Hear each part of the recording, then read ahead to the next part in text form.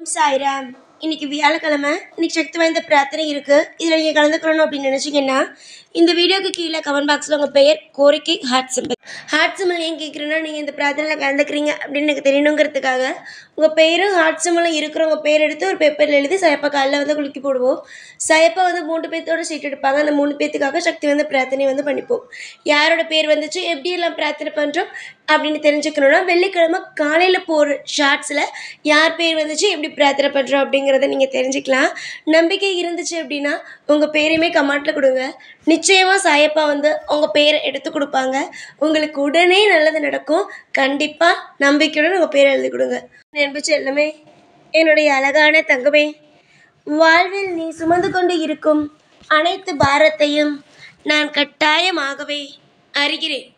ஒரு விஷயம் கூட எனக்கு இது தெரியாது, எனக்கு இது உன் வாழ்க்கையில் நடந்ததா என்று எனக்கு தெரியாதே என்று சொல்ல முடியாது. ஏனென்றால் எனக்கு எல்லாமே தெரியும். நடத்துவது நான்.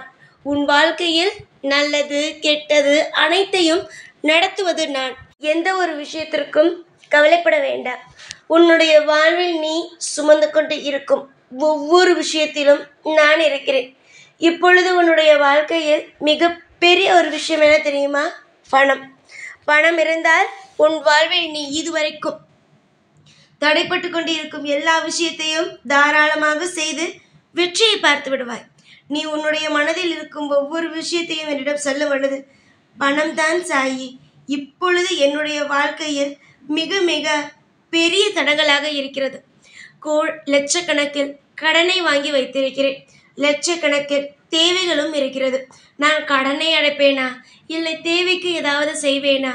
எல்லா விஷயத்தையுமே இப்படியே நீங்கள் எனக்கு செய்து கொண்டு இருந்தால் நான் எந்த ஒரு விஷயத்தை சாயி மனதால் நிம்மதியோடு செய்ய முடியும்?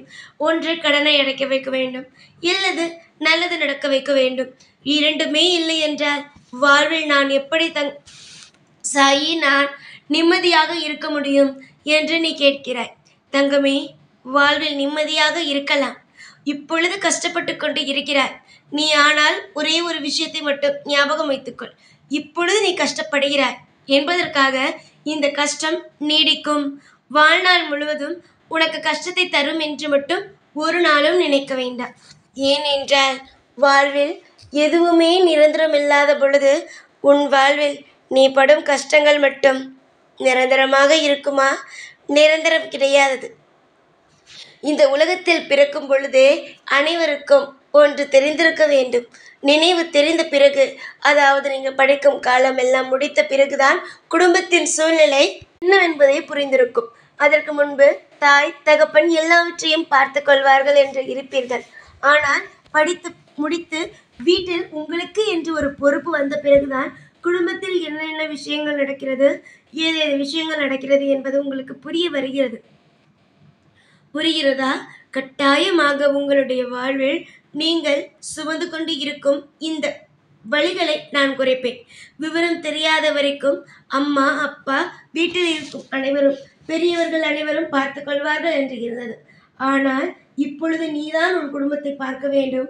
உன் குடும்பத்தில் நல்லது எல்லாமே நீதான் செய்ய வேண்டும், கெட்டது எல்லாமே நீதான் பார்க்க வேண்டும் என்று வரும் பொழுதுதான் உன் மனமானது மன உளைச்சல் மிக மிக வேதனை அடைகிறது. தங்கமே, ஒரு விஷயத்தை சொல்கிறேன். இன்று வியாழக்கிழமை நான் சொல்லும் இந்த ஒரு விஷயத்தை மாலை 6 மணிக்குள் செய்துவிடு. 6 மணிக்குள் விளக்கேற்று. அதாவது எப்பொழுதுமே ஒன்று தெரிந்து கொள்ளுங்கள், காலை 4:30 6க்குள் விளக்கேற்றி விட வேண்டும். அதுதான் பிரம்ம முகூர்த்தம். நீ 4 மணிலிருந்து கூட ஏற்ற ஆரம்பிக்கலாம். 4 6க்குள் வீட்டில் காலையில் விளக்கேற்ற வேண்டும். இல்லையா, சாயங்கால நேரத்தில் 5:30 6 மணிக்குள், 6:30 போக வேண்டாம், 5:30 5:30 மணியிலிருந்து 6 மணிக்குள் விளக்கேற்றி விட வேண்டும். அதற்குள் வீடு கூட்டுவதை கூட்டி, குப்பையை கொட்டி எல்லாம் செய்துவிட வேண்டும். அதற்கு பிறகு வீட்டில் எந்த ஒரு குப்பையும் கூட்டக்கூடாது, ஒட்டடை அடிக்கக்கூடாது, எதுவும் செய்யக்கூடாது. ஏன், உன் வீட்டில் ஏதாவது ஒரு பொருளை வாங்குவது கூட நீ வெள்ளி செவ்வாயில் நீ உன்னுடைய வீட்டில் இருக்கும் பணத்தை வெளியில் கொடுக்காமல் இருப்பது நல்லது.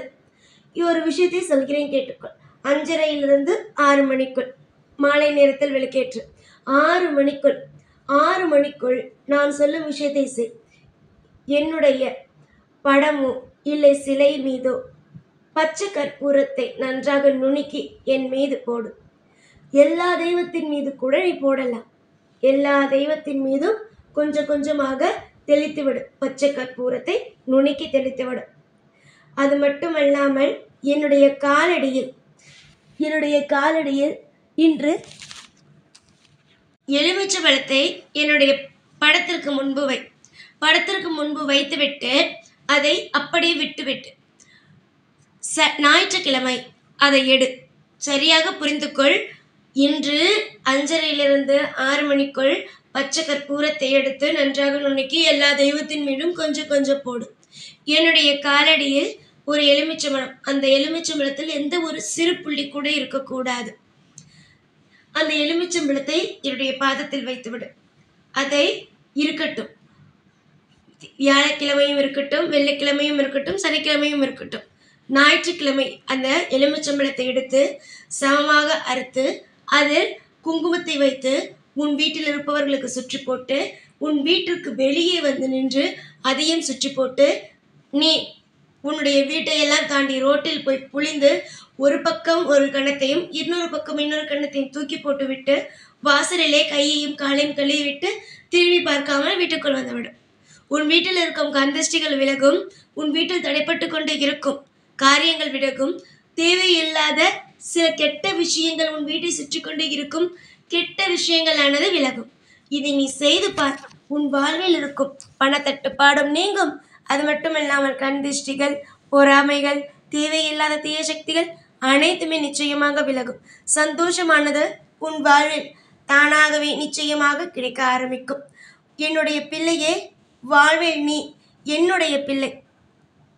உனக்கு எது தேவை, எது தேவையில்லை, எந்த விஷயம் நடக்க வேண்டும், எந்த விஷயத்தை நீ செய்ய வேண்டும், அனைத்துமே எனக்கு தெரியும்.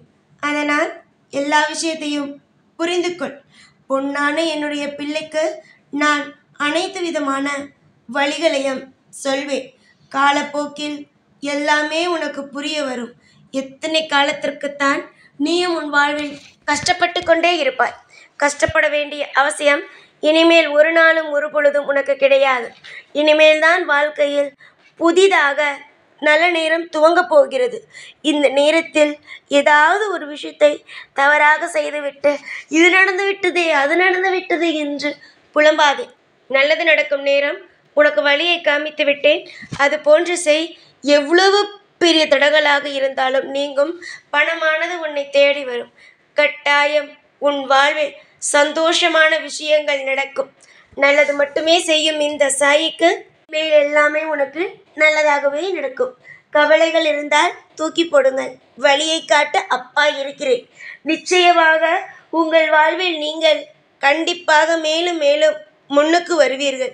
யாரை கண்டும் எதையும் கண்டும் அஞ்ச வேண்டிய அவசியம் ஒரு பொழுதும் இல்லை.